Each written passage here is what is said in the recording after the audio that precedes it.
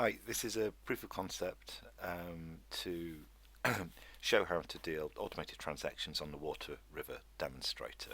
Now, the Waterriver demonstrator is part of the LAD in the classroom booklet, so we're just really looking at how we can apply digital transactions to that. There's a whole suite of stuff I've yet to add, everything in. So it's really just to give you that general concept of what I'm trying to go and where I'm trying to aim at. But the notebooks will provide generic processes grounded in legal, operational, and standards-based concepts. My aim is really to apply this for different juridical frameworks. So you can look at, what you would do if you was in a communist framework, all the way through to a deeds-based system using common law, or a title-based system using civil law, or whatever. Just saying that, really applying how the legal element actually changes how your transactions work. Proposing that generic transactions can be framed through core LADM primitives, so a transfers transaction a party dimension, subdivision or consolidation, a transaction in a land dimension, and a rights alienation or amalgamation is a transaction in rights dimension. So again, providing all of that core background detail. Then we'll look at kind of some of the principles that support those successful transactions. So you submit a request, that request is checked against the acceptance criteria. Is it well formed? Are there unambiguous references of parties as party right land reference, which is going to be changed, unambiguously referenced, yada yada yada, all of those things we expect. So that power, consent, and capability principle. So ultimately determine whether it's acceptable or not acceptable. So is it accepted or rejected? And then we go through the recording process. So essentially, I've taken the figure 1 from the booklet, so that gives us all of the spatial details, and then what I am doing is starting to kind of build that up from a registration point of view. So as I said, we've got this whole thing that I'm also looking at this from an automated registration point of view, so we may as well start from that basis because I think it provides a lot of the really useful concepts. I've just talked about this, so let's just move on rapidly. As I say, these are just introductory slides at the moment, but this will start from a first registration basis, then some simple transactions. In this, so far all we're doing is this kind of variation of land subdivision and consolidation just to get to that initial image, but we'll also start to build in things like transfer of party and alienation of rights, so mortgages and other such stuff. Complex buildings when you're dealing with condominia and other such things. I'd also like to put in there, which includes it, is kind of stuff on disputes and resolving corrections and rectifications, because I think that's a really useful suite of concepts to add. Like everything else, I've done this completely digitally, so I've got a dia model which holds my back-end UML, and I can use that to create SQLite statements. Everything's done in spatial light, although I could put it into Postgres. It's just Postgres got a bit more of an overhead. So right, here we are. So there's my code. Here is my UML model in dia. We can export that into into SQL statements, which can be used to populate the database. Right, so okay, so we're going to do a first registration. So this is an adjudication process. I've talked about this before, so we need really to find out the spatial extent of the owned tenure, the identification of parties who owns that tenure or holds the land, and the identification of the rights which benefit or encumber that owned land. Actually, what I will do first off is just clear some of this output and then get back into my presentation. It says it's simple freehold, it isn't, it's simple ownership, so let's update that.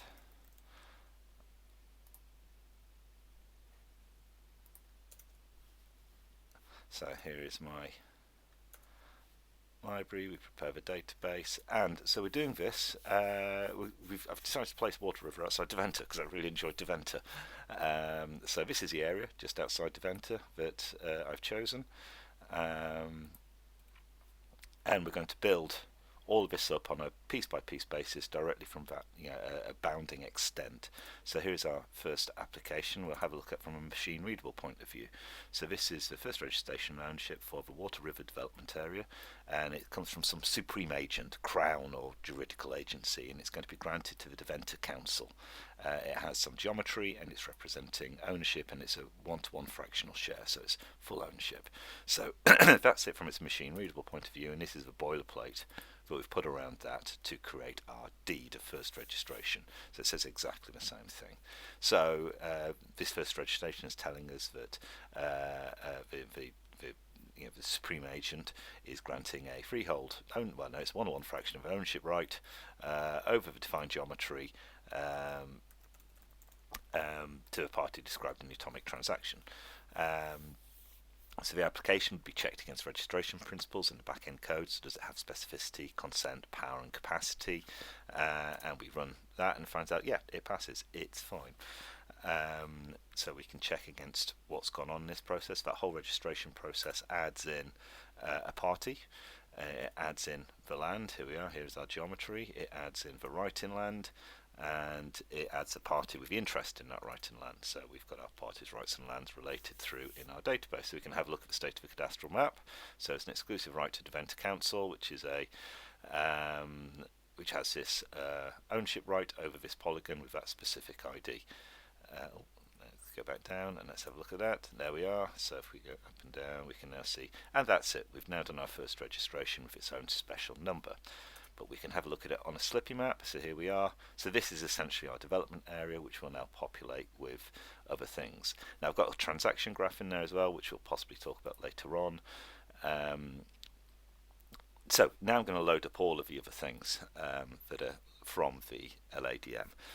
LADM in the classroom model for Waterriver. So this requires a variation of land transaction to subdivide and consolidate the land into those different areas that we've seen.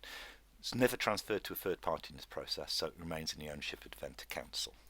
So, preparing our databases, loading our stuff. This is what it currently looks like, because this is what we've just done. We're going to make it look like this.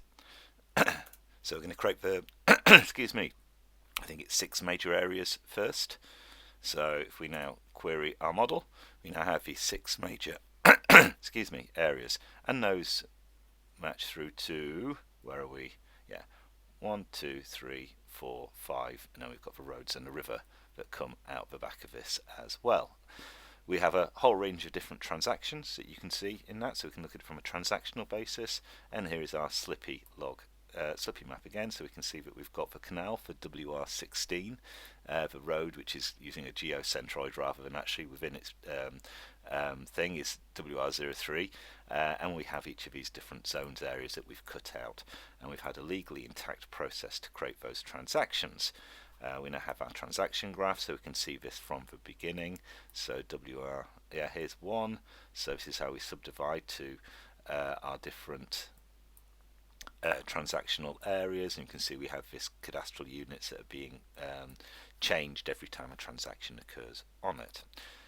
Okay, so now we're going to subdivide the industrial zone, just see how it is. We're submitting 3 applications, we get our transactions coming through, and we can now see that we have 1, 2, 3 going on here. Nice and easy. Now I'm going to do the left bank. So if we have a look at what goes on with the left bank, we see we've got 1, 2, 3, 4 across the top and 1 at the bottom. But actually, if we have a look at this, the way we've divided it, you've got 1, 2, 3, 4. Sorry, you've got that little sliver polygon as well. These two should be joined together, so we need to do a consolidation process. So let's consolidate what are cadastral units LBA and LBD. We can have a look at our slippy map, and we can now see that they've now been consolidated to create WR11. And so that's exactly what it should be on here, which is great. So if we look at the transaction graph for that,